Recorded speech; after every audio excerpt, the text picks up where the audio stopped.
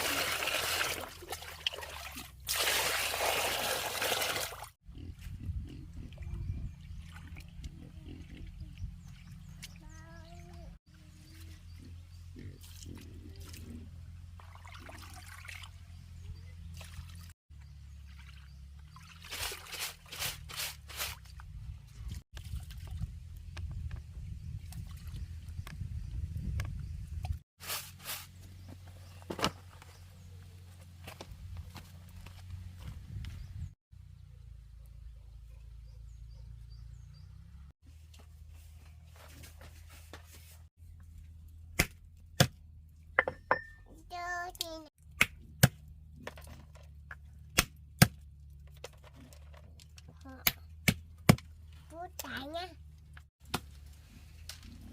Bóc nhá, em bé bóc nhá.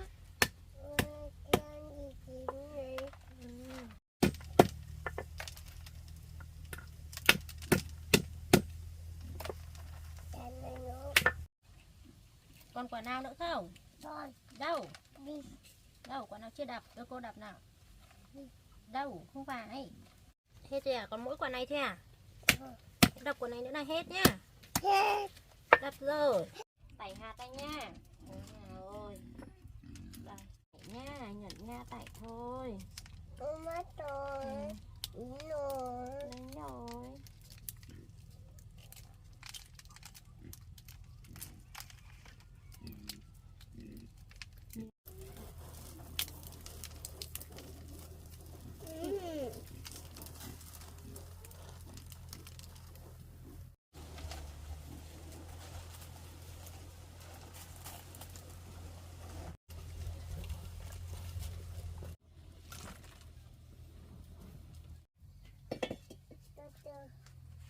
Dạ.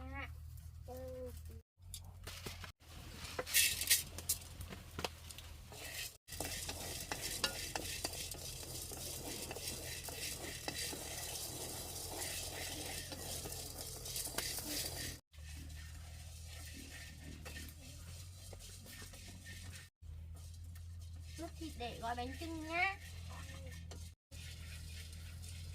Nấu. Dạ vợ.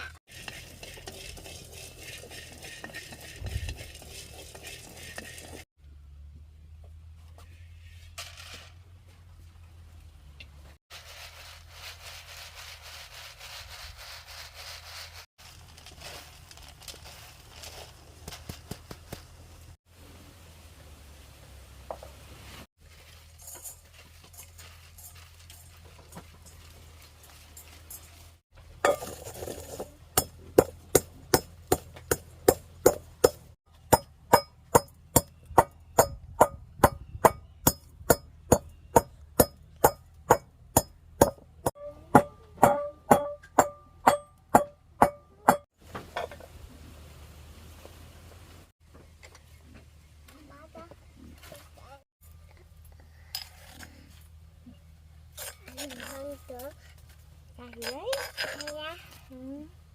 Nó tạ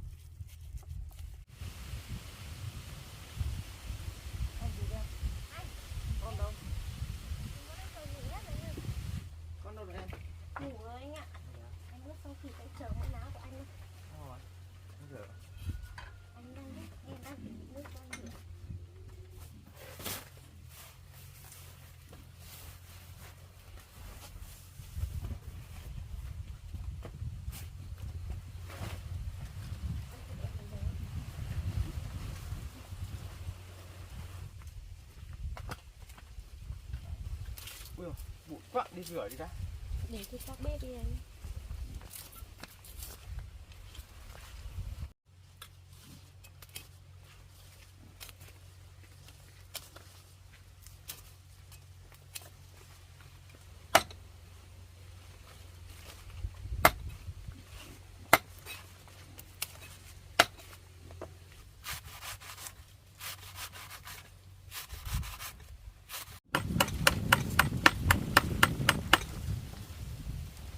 Em xong sốt chưa? Em xong rồi đây anh ơi. Em cho vào đây này, em xong rồi.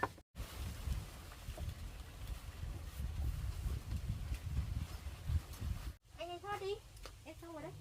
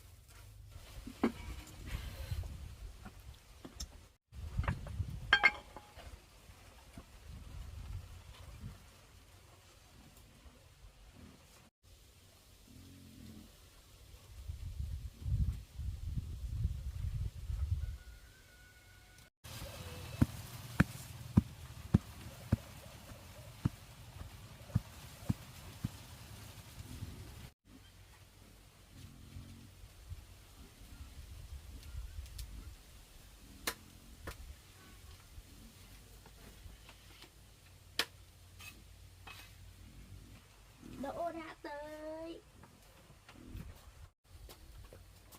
Đây. Gạo này, thịt đây. Chuẩn bị gói bánh thôi.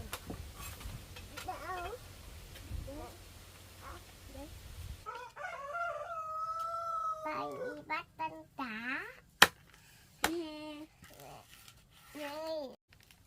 Chặt chặt.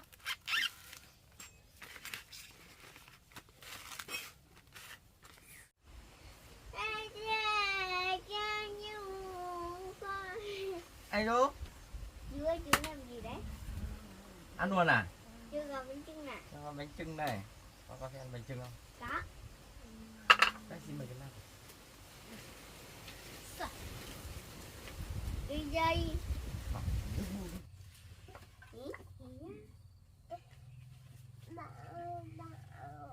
Làm sao? Ừ. Làm sao?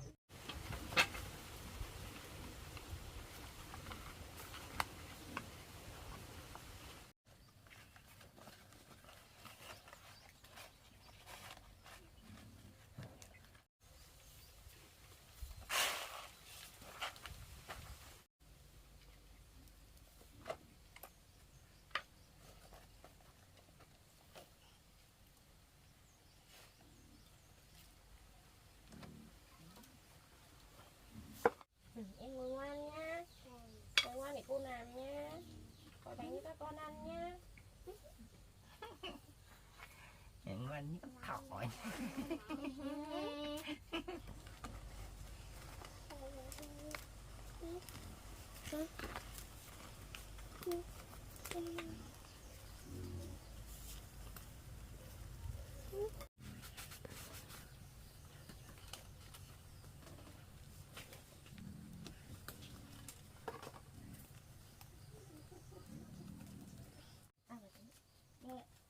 Mẹ ba đứa này ông ái nhớ mẹ nhớ ba chở giống ra ma đóng bà ui đỏ mẹ Xem anh lật cái bánh này. ba thầy hai là bánh chừng Đấy không? có chừng Em làm gì đấy? ba thầy được hai là bánh chừng để xin chứ nặng nặng nặng nhưng mà kéo cái đi rơi rồi mất chị biết ai làm rơi đâu mà làm anh chị có biết đâu mà nói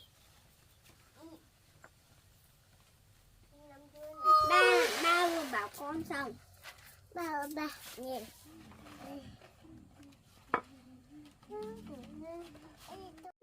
lương xả nồng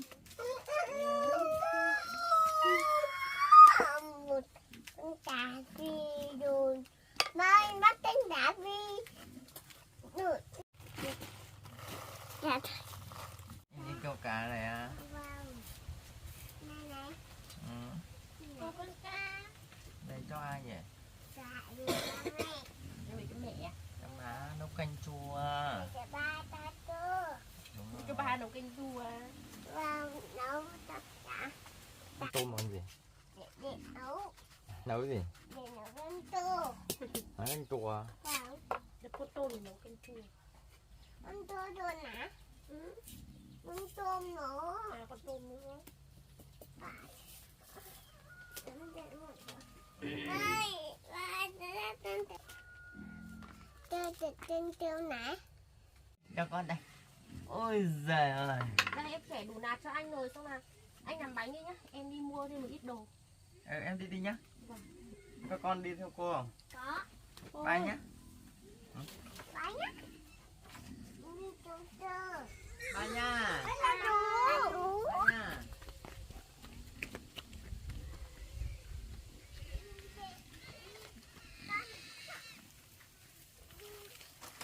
tay canh đi chợ thôi đúng rồi im nha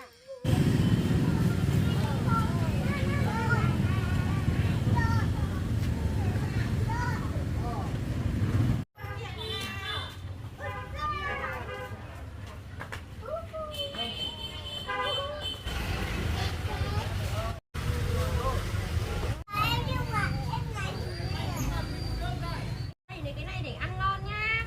đây chủ Đây, ơi màu vàng. Để cô xem để trả tiền nhá. con thấy cái này Một cái cầu. Bảo lấy gì lấy đi. Cái này để cô lấy đi. Chia đôi thì ăn chung chứ bỗng rồi một cái giống như phải ăn rồi. Thế thì có cái dây ống nhỉ?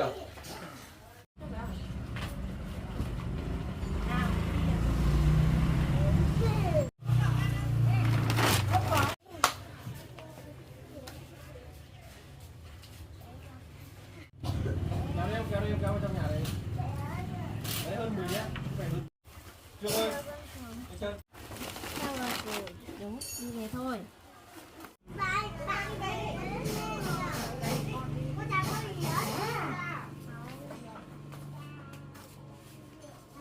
Quay cái loa đi.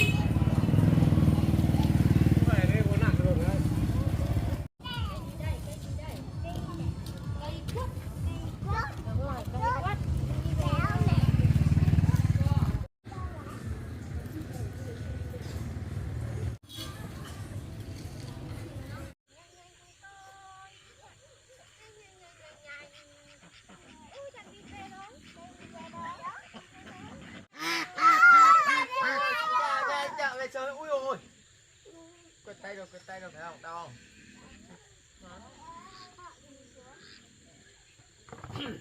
Ăn bánh à? Rồi xong rồi. Chuẩn bị đun nước rồi. Đun một bánh. Bánh đấy. Dọn chỗ này đi em ơi. Cho ăn cơm ngoài sân rồi à?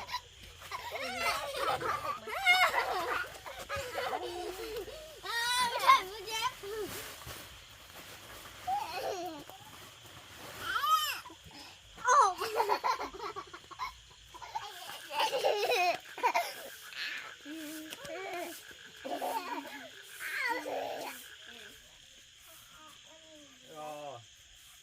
Đưa ra con nào.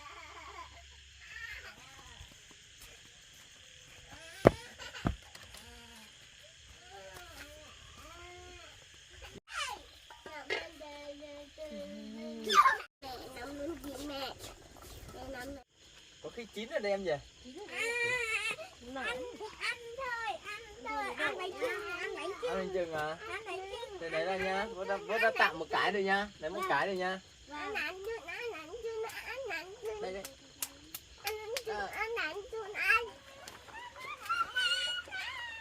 Ôi, Anh đỡ cho. Đây đây. Ôi giời.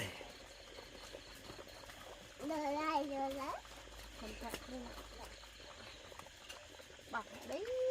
Ui nhiều, 3 cái rồi, nhiều quá đi.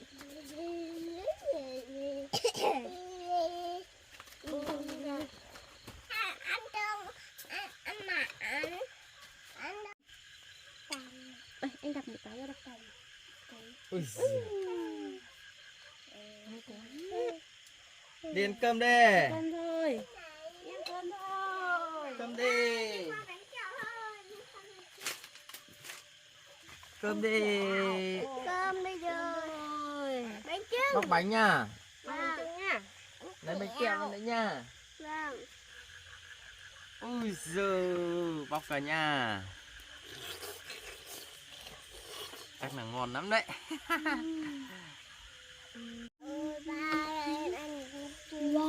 Wow. Buộc lại đánh dấu. Dấu này làm gì để Tí chữ nữa. anh chị ta. Đây nha, đặt nha, bóc nha. Xong. Bao ta. Dạ. Ui giời. Tuyệt vời. Đúng là tuyệt vời. Cắt nha. Cánh nha. Cánh nha. Ui giời. Ôi dồi. Con lên cái này con ạ. Được chưa? Ui giời. Ăn luôn. Đây con đây, có con đây, con phải cầm như này, con cầm như này. Đây, đây con kéo đi. Đây con kéo, đây con kéo dây. Cầm dây này. Kéo đi, ba giữ cho một giây, kéo đi. Ui, được rồi. Ui dồi, ui dồi. Đi nào, đi thôi. Bét nữa. Bắt rồi. Đốt nào. Con lượm nha. Đốt đi. Đốt cho em.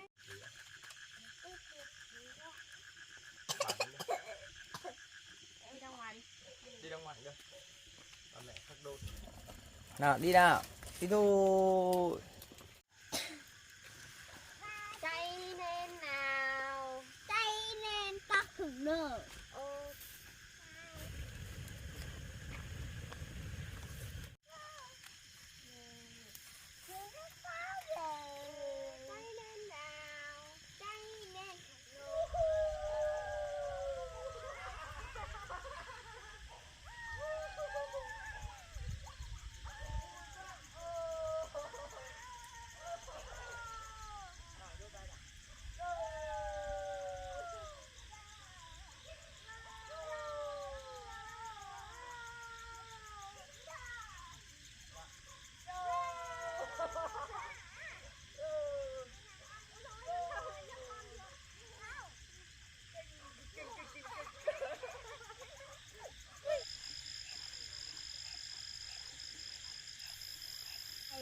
bánh chưng á. Đây con ăn miếng nào, con ăn miếng nào. Con ăn miếng này. Ui giời, em mình ăn miếng nào. Này. Được ok. Đỡ phải chành nhau. Đây bánh chưng con đây. Đây xin chứ. Đây. Mẹ con ăn miếng này à? Em nhìn thì chắc thìa thôi. Đây. Em ăn thìa nhá. Em ăn thìa nhá. Ơi nhá. Đây. Ăn vào nhá. Đúng là ăn cơm mà đúng là tuyệt vời. Quá là ngon luôn.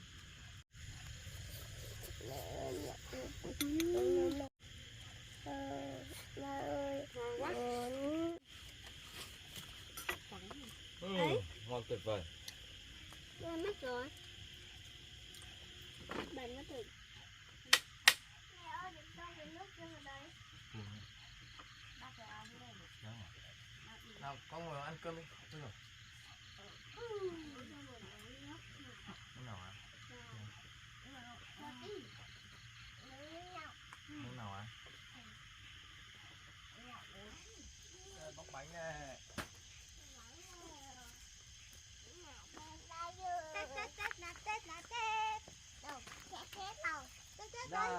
Nào bóc bánh đi. Bạn đây. Bạn này. Con bóc đi. Mở ra. Nha.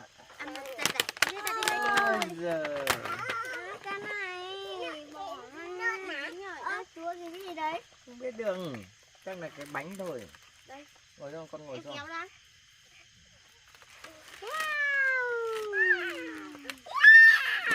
Nhiều bánh quá. Nhiều bánh quá. Ở đây nha, đổ ở đây nha. Nhiều quá. Rồi. Bánh. Nó quán mà. Được rồi. Tên à? Tết bây giờ ăn cái gì nào? Ừm. Ăn cái này bóc nhá. Bóc cái này nhá. Đổ ở đây. Ăn cái nào? Đấy đúng rồi, đổ đây. Được rồi, được rồi. Được. Em lấy cái này à? Đây cái này để sang cái nha. Của em để đây.